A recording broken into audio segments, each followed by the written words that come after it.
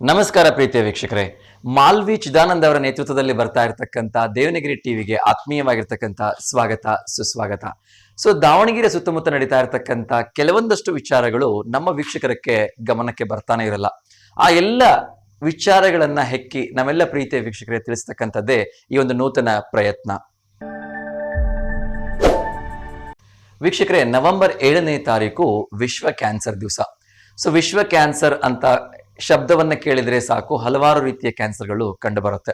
ಅದು ಇತ್ತೀಚಿನ ದಿನಗಳಲ್ಲಿ ಹೆಚ್ಚಾಗಿ ಮಹಿಳೆಯರಲ್ಲಿ ಕಾಣ್ತಾ ಇರ್ತಕ್ಕಂಥ ಸ್ತನ ಕ್ಯಾನ್ಸರ್ ಆಗಿರ್ಬೋದು ಅಥವಾ ಗರ್ಭಕೋಶದ ಕ್ಯಾನ್ಸರ್ ಆಗಿರ್ಬೋದು, ಅದೆಲ್ಲದಕ್ಕಿಂತ ಹೆಚ್ಚಾಗಿ ನಮ್ಮ ಯುವ ಜನತೆಯಲ್ಲಿ ಪಿಡುಗಾಗಿ ಕಾಣ್ತಾ ಇರ್ತಕ್ಕಂಥ ಬಾಯಿಯ ಕ್ಯಾನ್ಸರ್ ಕೂಡ. ಇವತ್ತು ನಾವು ಎಂತ ಒಂದು ವಾತಾವರಣದಲ್ಲಿ ಇದೀವಿ ಅಂತ ಹೇಳಿದ್ರೆ, ದುಡ್ಡು ಕೊಟ್ಟು ಅನಾರೋಗ್ಯವನ್ನ ಮನೆಗೆ ಕೊಂಡ್ಕೊಂಡು ಹೋಗ್ತಾ ಇದ್ವಿ. ಪ್ರತಿಯೊಂದು ತಂಬಾಕಿನ ಚೀಟಿ ಮೇಲೆ, ಪ್ರತಿಯೊಂದು ಗುಟ್ಕಾ ಚೀಟಿ ಮೇಲೆ, ಪ್ರತಿಯೊಂದು ಸಿಗರೇಟ್ ಮೇಲೆ ಕೂಡ ನಮೂದಾಗಿರುತ್ತೆ 18 ವರ್ಷದ ಒಳಗಡೆ ಇರ್ತಕ್ಕಂಥವ್ರಿಗೆ ಇದು ಯಾವುದೇ ಕಾರಣಕ್ಕೂ ಸೇಫ್ ಅಲ್ಲ ಅಂತ, ಮತ್ತು ಇದರಿಂದ ನಿಮ್ಮ ಜೀವ ಕೂಡ ಹೋಗ್ಬೋದು ಅಂತ ಮೆನ್ಷನ್ ಇರುತ್ತೆ. ಆದರೂ ಕೂಡ ನಾವು ಅದನ್ನ ದುಡ್ಡು ಕೊಟ್ಟು ಕೊಂಡ್ಕೊಳೋದ್ರ ಮೂಲಕ ನಮ್ಮ ಪ್ರಾಣವನ್ನ ನಾವು ತಕ್ಕೊಳ್ತಾ ಇದ್ವಿ, ನಮ್ಮ ಆರೋಗ್ಯವನ್ನು ನಾವು ಹಾಳು ಮಾಡ್ಕೊಳ್ತಾ ಇದ್ವಿ. ದಯವಿಟ್ಟು ಈ ಮೂಲಕ ನಾನು ಎಲ್ಲರಲ್ಲಿ ಕೇಳ್ಕೊಳ್ತೀನಿ, ಮೊದಲನೇದಾಗಿ ಪೋಷಕರಲ್ಲಿ ದಯವಿಟ್ಟು ನಿಮ್ಮ ಮಕ್ಕಳ ಬಗ್ಗೆ ಗಮನ ವಹಿಸಿ, ಎಚ್ಚರ ವಹಿಸಿ. ನಿಮ್ಮ ಮಕ್ಕಳು ಯಾವ್ದಾದ್ರು ಈ ರೀತಿಯ ಕೆಟ್ಟ ಅಭ್ಯಾಸ, ಸ್ಮೋಕಿಂಗ್, ಡ್ರಿಂಕಿಂಗ್ ಅಥವಾ ತಂಬಾಕು ತಿಂತಾ ಇದ್ರೆ ಅವರಿಗೆ ಹೊಡೆದೋ ಬಡದೋ ಶಿಕ್ಷೆ ಕೊಟ್ಟಾದ್ರೂ ಪರವಾಗಿಲ್ಲ, ಅವರ ಭವಿಷ್ಯನ ಉಳಿಸೋದ್ರ ಕಡೆಗೆ ಗಮನವನ್ನ ಕೊಡಿ. ಆ ಒಂದು ಕೆಟ್ಟ ಚಟಗಳನ್ನ ಬಿಡಿಸಿ. ಇನ್ನು ಎರಡನೇದು, ಮಹಿಳೆಯರು ಏನಾದ್ರು ಗೊತ್ತಿದ್ದೋ ಗೊತ್ತಿಲ್ದೇನೋ ಈ ತಂಬಾಕು ಅಥವಾ ಈ ಆಲ್ಕೋಹಾಲ್ಗಳ ಅಡಿಕ್ಟಿಂಗ್ ಇದ್ರೆ ದಯವಿಟ್ಟು ಬಿಟ್ಟು ಬಿಡಿ. ಮುಂದೆ ನಿಮಗೆ, ನಿಮ್ಮ ಮಕ್ಕಳಿಗೆ ತುಂಬಾ ತೊಂದರೆ ಆಗುತ್ತೆ. ಅದ್ರ ಜೊತೆಗೆ ನೀವು ಕೂಡ ಗರ್ಭಕೋಶದ ಕ್ಯಾನ್ಸರ್ಗೆ ಮತ್ತು ಸ್ತನ ಕ್ಯಾನ್ಸರ್ಗೆ ಬಲಿಯಾಗ್ತಕ್ಕಂಥ ಸಾಧ್ಯತೆ ಇರುತ್ತೆ. ಇನ್ನು ಮೂರನೇದಾಗಿ, ನಾನು ಮತ್ತೊಮ್ಮೆ ಎಲ್ಲ ಮಹಿಳಾ ತಾಯಂದ್ರಲ್ಲಿ ಕೇಳ್ಕೊಳ್ತಾ ಇದ್ದೀನಿ, ನೀವು ನಿಮ್ಮ ಮಗುವಿಗೆ 3 ವರ್ಷದವರೆಗೆ ಸತತವಾಗಿ ಹಾಲು ಕುಡಿಸಿದ್ರೆ, ಎದೆ ಹಾಲನ್ನ ಕುಡಿಸಿದ್ದೆ ಆದ್ರೆ ನೀವು ಕೂಡ ಈ ಒಂದು ಗರ್ಭಕೋಶದ ಕ್ಯಾನ್ಸರ್ ಜೊತೆಗೆ ಸ್ತನ ಕ್ಯಾನ್ಸರ್ನಿಂದ ಬಲಿಯಾಗೋದು ತಪ್ಪತ್ತೆ. ಅದರ ಜೊತೆಗೆ ನಿಮ್ಮ ಮಗು ಕೂಡ ಆರೋಗ್ಯವಾಗಿರುತ್ತೆ. 6 ತಿಂಗಳ ಕಾಲ ಕನಿಷ್ಠ ಪಕ್ಷ ಎದೆ ಹಾಲನ್ನ ಬಿಟ್ಟು ಇನ್ಯಾವುದೇ ಹೊರಗಡೆ ಪದಾರ್ಥ, ಸಿರಲೆಕ್ ಆಗಿರ್ಲಿ, ಈ ಲ್ಯಾಕ್ಟೋಜನ್ ಆಗಿರ್ಲಿ, ಈ ಜೀನಿ ಆಗ್ಲಿ, ಯಾವುದನ್ನು ಕೊಡಬೇಡಿ. ಕನಿಷ್ಠ ಪಕ್ಷ 6 ತಿಂಗಳಿಂದ 3 ವರ್ಷದವರೆಗೆ ನಿಮ್ಮ ಎದೆ ಹಾಲನ್ನೇ ಕೊಡಿ. ನೀವು ಆರೋಗ್ಯವಾಗಿರ್ತೀರಿ, ನಿಮ್ಮ ಮಕ್ಕಳು ಆರೋಗ್ಯವಾಗಿರ್ತಾರೆ. ಇನ್ನು 4ನೇದಾಗಿ ನಾನು ಕೇಳ್ಕೊಳ್ತಾ ಇರ್ತಕ್ಕಂಥದ್ದು ನಮ್ಮೆಲ್ಲ ಪ್ರೀತಿಯ ಅಂಗಡಿಯವರ ಹತ್ರ. ನಿಮ್ಮ ಒಂದು ವ್ಯಾಪಾರಕ್ಕೋಸ್ಕರ, ನಿಮ್ಮ ಒಂದು ₹1 ಲಾಭಕ್ಕೋಸ್ಕರ 18 ವರ್ಷದ ಒಳಗಡೆ ಇರ್ತಕ್ಕಂಥ ಯಾವ ಮಕ್ಕಳಿಗೂ ಈ ಗುಟ್ಕಾ, ಸಿಗರೇಟ್, ಬೀಡಿಗಳನ್ನ ಕೊಡಬೇಡಿ. ಯಾಕೆಂದ್ರೆ ನಿಮ್ಮ ಮಕ್ಕಳಿಗೆ ನೀವು ತಿನ್ಲಿಕ್ಕೆ ಕೊಡ್ತೀರಾ ಈ ಗುಟ್ಕಾ, ಸಿಗರೇಟ್ಗಳನ್ನ? ಇಲ್ಲ ಅಲ್ವಾ? ದಯವಿಟ್ಟು ಇವತ್ತು ವಿಶ್ವ ಕ್ಯಾನ್ಸರ್ ದಿನ ನಾವು ನೀವು ಎಲ್ಲರೂ ಸೇರಿ ಒಂದು ಆರೋಗ್ಯಪೂರ್ಣ ಸ್ವಾಸ್ಥ್ಯ ಸಮಾಜವನ್ನು ನಿರ್ಮಾಣ ಮಾಡೋ ನಿಟ್ಟಿನಲ್ಲಿ ಎಲ್ಲರೂ ಏಕತೆಯಿಂದ ದುಡಿಯೋಣ ಅಂತ ತಮ್ಮಲ್ಲಿ ವಿನಮ್ರವಾಗಿ ಕೇಳ್ಕೊಳ್ತಾ ಇದ್ದೀನಿ. ಉಕ್ಕಿನ ಮನುಷ್ಯ ಅಂತಾನೆ ಖ್ಯಾತಿಯಾಗಿರ್ತಕ್ಕಂಥ ಸರ್ದಾರ್ ವಲ್ಲಭಭಾಯ್ ಪಟೇಲ್ ಅವರ 150ನೇ ಜಯಂತ್ಯೋತ್ಸವದ ಅಂಗವಾಗಿ ನಗರದ UBDT ಕಾಲೇಜ್ ಮುಂಭಾಗದಿಂದ ಇದೇ 16ನೇ ತಾರೀಕು ಏಕತಾ ಪಾದಯಾತ್ರೆಯನ್ನು ಹಮ್ಮಿಕೊಳ್ಳಲಾಗಿದೆ. ಏಕತಾ ಪಾದಯಾತ್ರೆಯ ಜೊತೆಗೆ ಪ್ರಬಂಧ ಸ್ಪರ್ಧೆ, ಚರ್ಚಾ ಸ್ಪರ್ಧೆ, ವಿಚಾರ ಸಂಕಿರಣ, ಬೀದಿ ನಾಟಕಗಳು ಹಾಗೂ ಸ್ವದೇಶಿ ಮೇಳಗಳು ನಡೆಯಲಿವೆ ಎಂದು ಜಿಲ್ಲಾ ಸಂಚಾಲಕರಾದ R ಶಿವಾನಂದ್ ಅವರು ತಿಳಿಸಿದ್ದಾರೆ.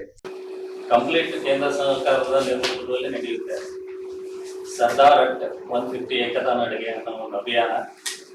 ಇದಕ್ಕೆ ರಾಜ್ಯ ಸಂಚಾಲಕರಾಗಿ ಪ್ರೀತಮ್ ಗೌಡ್ರು ಇರ್ತಾರೆ, ಸಹ ಸಂಚಾಲಕರಾಗಿ ನಮ್ಮ ರಾಜ್ಯ ಕಾರ್ಯದರ್ಶಿಗಳಾದ ವಿನಯ್ ಬಿಗ್ರಿ ಅವರು ಇರ್ತಾರೆ. ಅದೇ ರೀತಿ ಜಿಲ್ಲಾ ಸಂಚಾಲಕರಾಗಿ ನಮ್ಮ ಜಿಲ್ಲಾ ಪ್ರಧಾನ ಕಾರ್ಯದರ್ಶಿಗಳಾದ ಶ್ರೀ ಧನಂಜಯ ಕಡ್ಲೆಬಾಡ್ ಅವರು.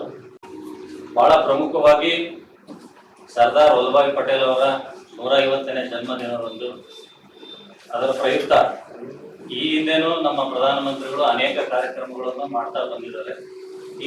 ಈ ಸಲ ಒಂದು ಬಹಳ ವಿಶೇಷವಾಗಿ ಅಂದ್ರೆ ಇವೆಂಟ್ಗಳನ್ನ ಮಾಡೋದ್ರ ಮುಖಾಂತರ, ಏಕತಾ ನಡಿಗೆ ಮಾಡೋದ್ರ ಮುಖಾಂತರ ಒಂದು ಯುವಕರಿಗೆ ಸರ್ದಾರ್ ವಲ್ಲಭಾಯ್ ಪಟೇಲ್ ಅವರ ಒಂದು ಆದರ್ಶ ಮತ್ತು ಅವರ ತತ್ವಗಳನ್ನ ತಿಳಿಸುವಂತ ಒಂದು ಅವೇರ್ನೆಸ್ ಮಾಡುವಂತ ಕಾರ್ಯಕ್ರಮ ಅಂದ್ರೆ ತಪ್ಪಾಗುತ್ತೆ.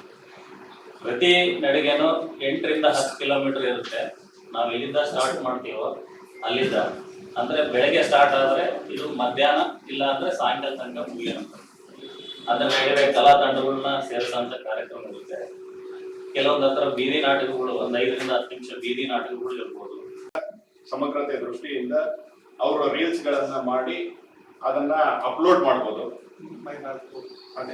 ಮೈ ಭಾರತ್ ಪೋರ್ಟಲ್ ನಲ್ಲಿ ಅದಕ್ಕೆ ಅವಕಾಶ ಇರುತ್ತೆ. ಅದೇ ರೀತಿ ಪ್ರಬಂಧ ಸ್ಪರ್ಧೆನೂ ಇರುತ್ತೆ. ಪ್ರಬಂಧ ಸ್ಪರ್ಧೆನೂ ಕೂಡ ಅದನ್ನು ಡಿಜಿಟಲ್ ಅಲ್ಲಿ ಇರುತ್ತೆ. ಅದನ್ನು ಮೈ ಭಾರತ್ ಪೋರ್ಟಲ್ ಹೋಗಿ ಅವ್ರು ರಿಜಿಸ್ಟರ್ ಆಗ್ಬೋದು ಮತ್ತೆ ಅದನ್ನು ಪಾರ್ಟಿಸಿಪೇಟ್ ಮಾಡ್ಬೋದು.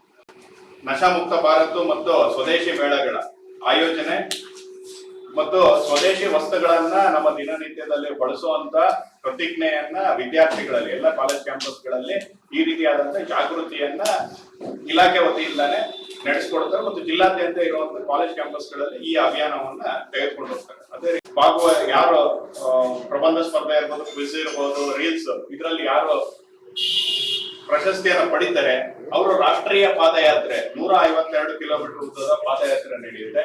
ಆ ರಾಷ್ಟ್ರೀಯ ಪಾದಯಾತ್ರೆಯಲ್ಲಿ ಈ ಯುವಕರು ಭಾಗವಹಿಸುವಂತ ಅವಕಾಶವನ್ನು ಪಡಿತಾರೆ. ಅದಕ್ಕೆ ಮೈ ಭಾರತ್ ಪೋರ್ಟಲ್ ಹೋಗಿ ಕಾಲೇಜ್ ವಿದ್ಯಾರ್ಥಿಗಳಿಗೆ ಕೇಳ್ಕೊಳ್ಳೋದೇನು ಅಂದ್ರೆ ಈ ಸರ್ದಾರ್ ಆಕ್ಟ್ 150 ಅಭಿಯಾನವನ್ನ ಯಶಸ್ವಿಗೊಳಿಸಬೇಕು. ಆ ಪೋರ್ಟಲ್ myBharat.gov.in ಅಲ್ಲಿಗೆ ಹೋದ್ರೆ ಯೂನಿಟಿ ಮಾರ್ಚ್ ಅಂತ ಹೇಳಿ ಒಂದು ಟ್ಯಾಬ್ ಇರುತ್ತೆ, ಅದನ್ನ ಕ್ಲಿಕ್ ಮಾಡ್ಕೊಂಡ್ರೆ myBharat.gov.in. ಸುದ್ದಿಗೋಷ್ಠಿಯಲ್ಲಿ ಜಿಲ್ಲಾ ಯುವಾಧಿಕಾರಿ ಸಂಜೀವ್, ಯುಬಿಡಿಟಿ ಕಾಲೇಜ್ ಪ್ರಾಧ್ಯಾಪಕ ಮಂಜಾ ನಾಯ್ಕ್, ಪಾಲಿಕೆ ಮಾಜಿ ಸದಸ್ಯ ಕೆ ಪ್ರಸನ್ನಕುಮಾರ್, ಬಸವರಾಜಯ್ಯ ಇನ್ನಿತರರು ಉಪಸ್ಥಿತರಿದ್ದರು. ಜಿಲ್ಲಾ ಸಾಹಿತ್ಯ ಸಮಾಜ ವೇದಿಕೆ ಹಾಗೂ ವನಿತಾ ಸಮಾಜ ಇವರ ಸಂಯುಕ್ತಾಶ್ರಯದಲ್ಲಿ 70ನೇ ವರ್ಷದ ಕನ್ನಡ ರಾಜ್ಯೋತ್ಸವ ಕಾರ್ಯಕ್ರಮ ಹಾಗೂ 30ನೇ ವರ್ಷದ ವಾರ್ಷಿಕೋತ್ಸವ ಕಾರ್ಯಕ್ರಮ ನಡೀತಾ ಇದೆ. 70ನೇ ಕನ್ನಡ ರಾಜ್ಯೋತ್ಸವ ಹಾಗೂ ಪ್ರಶಸ್ತಿ ಪ್ರದಾನ ಸಮಾರಂಭವನ್ನು ಸಮಾಜದ ಸಂಸ್ಥಾಪಕಿ ಡಾಕ್ಟರ್ ಸಿ ನಾಗಮ್ಮ ಕೇಶವಮೂರ್ತಿ ಅವರ ಆಶೀರ್ವಾದದೊಂದಿಗೆ ಇದೇ ನವೆಂಬರ್ 8ನೇ ತಾರೀಕು ಮಧ್ಯಾಹ್ನ 2 ಗಂಟೆಗೆ ಆಯೋಜಿಸಲಾಗಿದೆ ಎಂದು ವನಿತಾ ಸಾಹಿತ್ಯ ವೇದಿಕೆ ಅಧ್ಯಕ್ಷೆ ಎಸ್ ಮಲ್ಲಮ್ಮನವರು ಸುದ್ದಿಗೋಷ್ಠಿಯಲ್ಲಿ ತಿಳಿಸಿದ್ದಾರೆ. ನೀವು ಚಲನಚಿತ್ರಗಳಲ್ಲಿ ಅಭಿನಯಿಸಬೇಕೆ, ನಾಯಕ ನಟರಾಗಬೇಕೆ, ಹಾಗೆ ಇಲ್ಲಿದೆ ನಿಮ್ಗೊಂದು ಸುವರ್ಣ ಅವಕಾಶ. ಬೀಳ್ಕೊಡುಗೆ ಚಲನಚಿತ್ರ ತಂಡದಿಂದ ವಿಶೇಷವಾಗಿರ್ತಕ್ಕಂಥ ಆಡಿಷನ್ ನಡೀತಾ ಇದೆ. ಇದೇ 16ನೇ ತಾರೀಕು ಪವರ್ ಫಿಲ್ಮ್ ಅಕಾಡೆಮಿ ವಿದ್ಯಾನಗರ ಇಲ್ಲಿ. ಸೊ ತಪ್ಪದೇ ಭಾಗವಹಿಸಿ ನಿಮ್ಮ ಒಂದು ಅದೃಷ್ಟ ಪರೀಕ್ಷೆಯನ್ನ ಮಾಡಿಕೊಳ್ಳಿ.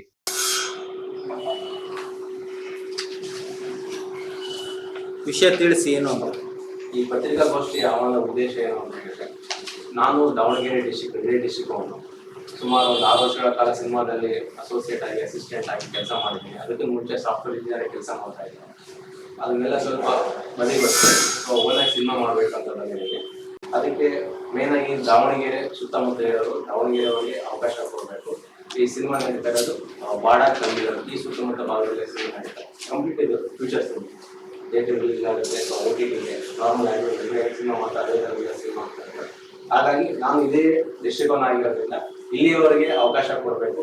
ಇಲ್ಲಿಯವರೆಗೆ ಕಂಪ್ಲೀಟ್ ಹೊರಣಿಸೋ ಎಲ್ಲರೂ ಕೂಡ ಯಾರನ್ನೂ ಕೂಡ ಫೈನಲೈಸ್ ಮಾಡಿಲ್ಲ. ಇಲ್ಲಿ ಆರ್ಟಿಸ್ಟ್ ತಗೊಂಡು ಅವ್ರಿಗೆ ಒಂದು 20-25 ವರ್ಕ್ಶಾಪ್ ಮಾಡಿಸಿ ಈ ಸಿನಿಮಾದಲ್ಲಿ ಆಯ್ಕೆ ಮಾಡಿಕೊಂಡು ಸಿನಿಮಾ ಮಾಡಬೇಕು ಅಂತ ನಮ್ಮ ಉದ್ದೇಶ ಆಗಿದೆ. ಜಯ ಕರ್ನಾಟಕ ಸಂಘಟನೆ ದಾವಣಗೆರೆ ಇದರ ತಾಲೂಕು ಘಟಕ, ಹರಿಹರ ತಾಲೂಕು ಘಟಕದ ವತಿಯಿಂದ ಶಿವಮೊಗ್ಗ ಮತ್ತು ಹರಿಹರ ಹರಪನಹಳ್ಳಿ ರಸ್ತೆ ಮಧ್ಯೆಯಲ್ಲಿ ಇರ್ತಕ್ಕಂಥ ಹಾಳಾಗಿರ್ತಕ್ಕಂಥ ರಸ್ತೆ, ಗುಂಡಿ ಬಿದ್ದಿರ್ತಕ್ಕಂಥ ರಸ್ತೆಯನ್ನ ಸರಿ ಮಾಡಬೇಕು ಅಂತ ಹೇಳಿ ಒಂದು ಪ್ರೊಟೆಸ್ಟ್ ಅನ್ನ ಮಾಡಿದ್ದಾರೆ. ಈ ಪ್ರೊಟೆಸ್ಟ್ ವಿನೂತನ ರೀತಿಯಾಗಿತ್ತು. ಸಾರ್ವಜನಿಕರಿಗೆ ಅನುಕೂಲ ಆಗೋ ರೀತಿಯಲ್ಲಿ ಮಾಡಿರ್ತಕ್ಕಂಥ ಈ ಒಂದು ಪ್ರೊಟೆಸ್ಟ್ ಎಲ್ಲರ ಗಮನ ಸೆಳೆಯಿತು. ಗುಂಡಿಗಳನ್ನು ಸಾವಿನ ಗುಂಡಿಗಳಾಗಿ ಮಾಡಿರುವಂತಹ ಅಧಿಕಾರಿಗಳಿಗೆ ಏನು ಧಿಕ್ಕಾರ, ಬೇಕೇ ಬೇಕು, ಬೇಕೇ ಬೇಕು. ಚೆನ್ನಮ್ಮ ಸರ್ಕಲ್ನಿಂದ ಗುತ್ತೂರು ಕಾಲೋನಿಯ ಗ್ರಾಮಾಂತರ ಪೊಲೀಸ್ ಠಾಣೆಯ ಮುಂಭಾಗದವರೆಗೆ ರಸ್ತೆಗಳನ್ನು ದುರಸ್ತಿ ಮಾಡಬೇಕು ಅಂತ ಹೇಳಿ ವಿಶೇಷವಾಗಿರ್ತಕ್ಕಂಥ ಪ್ರತಿಭಟನೆಯನ್ನ ಜಯ ಕರ್ನಾಟಕ ಸಂಘಟನೆ ಜಿಲ್ಲೆ ಹರಿಹರ ತಾಲೂಕು ಘಟಕದ ವತಿಯಿಂದ ಮಾಡಲಾಗಿತ್ತು. ನಿತ್ಯ ಓಡಾಡ್ತಾ ಇರ್ತಕ್ಕಂಥ ಪಾದಚಾರಿಗಳಿಗೆ, ಆಟೋ ಒಂದು ಚಾಲಕರಿಗೆ ಹಾಗೂ ವಾಹನಗಳಿಗೆ ಸಾಕಷ್ಟು ತೊಂದರೆ ಆಗ್ತಾ ಇದೆ ಅನ್ನೋದನ್ನ PWD ಇಲಾಖೆಯ ಅಧಿಕಾರಿಗಳನ್ನ ಸ್ಥಳಕ್ಕೆ ಕರೆಸಿ 1 ವಾರದ ಒಳಗೆ ದುರಸ್ತಿ ಮಾಡಬೇಕು ಅಂತಕ್ಕಂಥ ಒಂದು ಮನವಿಯನ್ನ ಈ ಸಂದರ್ಭದಲ್ಲಿ ಕೊಡಲಾಯಿತು. ಇದಿಷ್ಟು ಸುದ್ದಿ ತಮಗೆ ಇಷ್ಟ ಆಗಿದೆ ಅಂತ ಹೇಳಿ ಭಾವಿಸ್ತೀನಿ. ನಾಳೆ ಇನ್ನಷ್ಟು ಹೊಸ ವಿಚಾರಗಳೊಂದಿಗೆ ನಿಮ್ಮನ್ನ ಭೇಟಿ ಮಾಡ್ತೀನಿ. ಅಲ್ಲಿವರೆಗೂ @NDTV DVG ಫಾಲೋ ಮಾಡೋದನ್ನ ಮರಿಬೇಡಿ ಮತ್ತು ನಿಮ್ಮ ಸ್ನೇಹಿತರಿಗೂ ಕೂಡ ಸಬ್ಸ್ಕ್ರೈಬ್ ಮಾಡ್ಕೊಳೋದಕ್ಕೆ ತಿಳಿಸಿ ಅಂತ ಹೇಳಿ ತಮ್ಮಲ್ಲಿ ವಿನಮ್ರವಾಗಿ ಕೇಳ್ಕೊಳ್ತೀನಿ. ಇದು ನೂತನವಾಗಿರ್ತಕ್ಕಂಥ ಪ್ರಯತ್ನ. ನಿಮ್ಮೆಲ್ಲರ ಪ್ರೀತಿ, ಸಲಹೆ, ಸಹಕಾರ, ಆಶೀರ್ವಾದ ಇದ್ರೆ ಮಾತ್ರ ಈ ಕಾರ್ಯಕ್ರಮ ಯಶಸ್ವಿಯಾಗಲಿಕ್ಕೆ ಸಾಧ್ಯ. ಹಾಗಾಗಿ ಸದಾ ನಿಮ್ಮ ಸಲಹೆ, ಪ್ರೀತಿ, ಸಹಕಾರ, ಆಶೀರ್ವಾದವನ್ನ ಬಯಸ್ತಾ ಇದ್ದೀವಿ. ಮತ್ತು ನಿಮ್ಮ ಹತ್ರ ಏನಾದರೂ ಈ ರೀತಿಯ ಒಂದು ವಿಶೇಷ ಹೊಸ ವಿಚಾರಗಳಿದ್ದಲ್ಲಿ ದಯವಿಟ್ಟು @NDTV DVG ಕರೆ ಮಾಡಿ ತಿಳಿಸಿ ಅಂತೇಳಿ ತಮ್ಮಲ್ಲಿ ಮತ್ತೊಮ್ಮೆ ವಿನಮ್ರವಾಗಿ ಕೇಳ್ಕೊಳ್ತಾ ಇದ್ದೀನಿ. ಎಲ್ರಿಗೂ ಶುಭವಾಗಲಿ. ನಮಸ್ಕಾರ.